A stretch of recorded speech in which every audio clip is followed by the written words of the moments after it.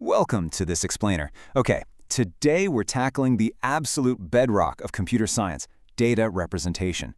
We're not just memorizing textbook facts here. We're going to figure out how computers actually represent data at the core hardware level. It's literally the secret language of the digital world. Let's get into it. Here is our game plan for today. We'll kick things off with the teacher's guide introduction, move into number systems and conversions, tackle advanced binary operations, go over some crucial revision and exam guidance, and finally wrap up with practical training and application. Phase 1, Introduction and Teacher's Guide. We're looking at Syllabus 1.2. So, think about this for a second. How on earth does a machine that literally only understands on and off process something as incredibly complex as a high-resolution image, a massive 3D video game, or a full symphony? It's kind of the ultimate paradox of computing, right? Well, it all comes down to the physical hardware. We're talking about billions of microscopic transistors packed onto circuit boards and processors. These transistors, they're basically tiny electrical switches. If they're physically holding an electrical charge, they're on, which you represent as a binary 1. If they're not, they're off, a 0. Every single piece of data you interact with in the digital world eventually boils down to these physical electrical states. It's mind-blowing when you really think about it. To absolutely crush this exam, we need to lock down our core terminology. A bit is simply a binary digit, a 0 or a 1. The binary number system is our base 2 system. Hexadecimal is a base 16 system. And 2's complement? That's the specific format computers use to represent negative binary integers. You'll often see these English terms bracketed right next to their translations in your study guides, so having a rock-solid grasp of these definitions is your absolute key to unlocking the whole concept. All right, Phase 2, Number Systems and Conversions. Time to dive into the coursebook deep end. Okay, let's talk about how we actually count. We humans use the denary system, right? Base 10, mostly because we have 10 fingers. Our place values multiply by 10, ones, tens, hundreds. But a computer? It essentially only has 2 fingers, on and off, so it uses binary, base 2. Each place value multiplies by 2, the 1s, 2s, 4s, 8s, and so on. Then there's hexadecimal, base 16.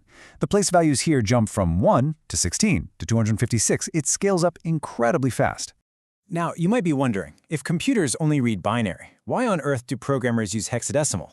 Well, hex uses the digits 0 through 9 and then the letters A through F to represent 10 through 15.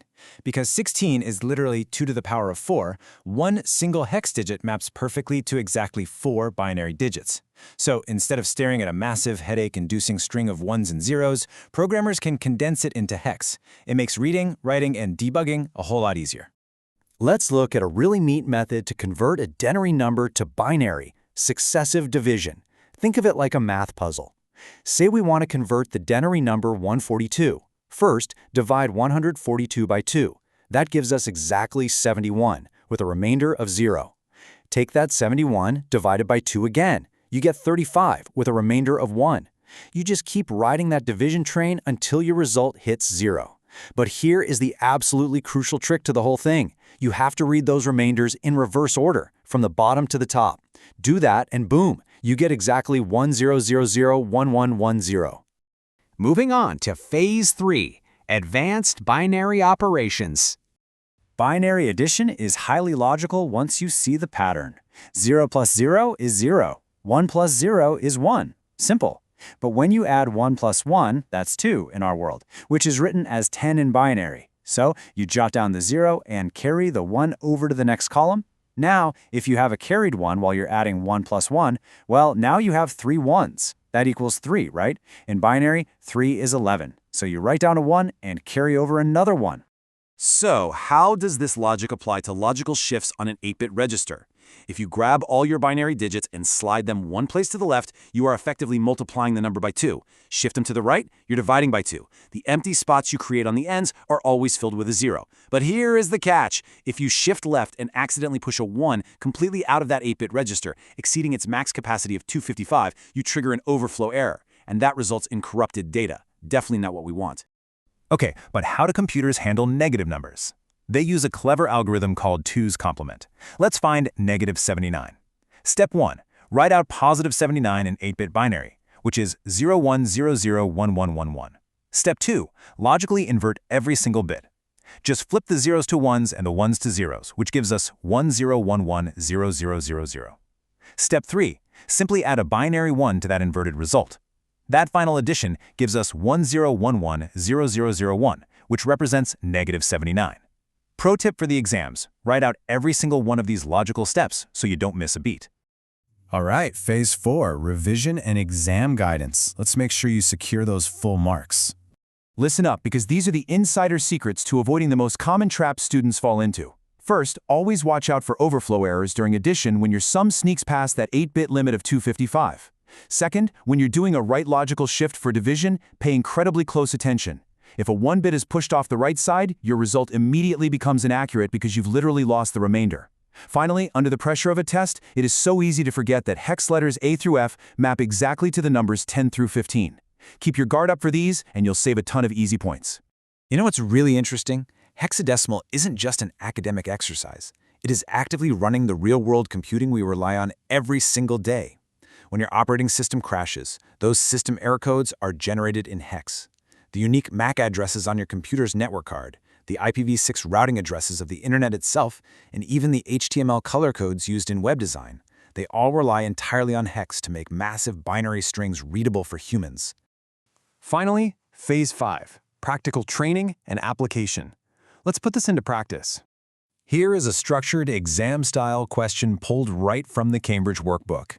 You need to convert the massive denary number 44,801 into hexadecimal, and then convert that hex result into a full 16-bit binary string. This perfectly simulates the format and logic you'll face on test day. Grab a pen and let's try it. Okay, let's walk through the math flow step by step. First, 44,801 divided by 16 gives us 2,800, leaving a remainder of 1.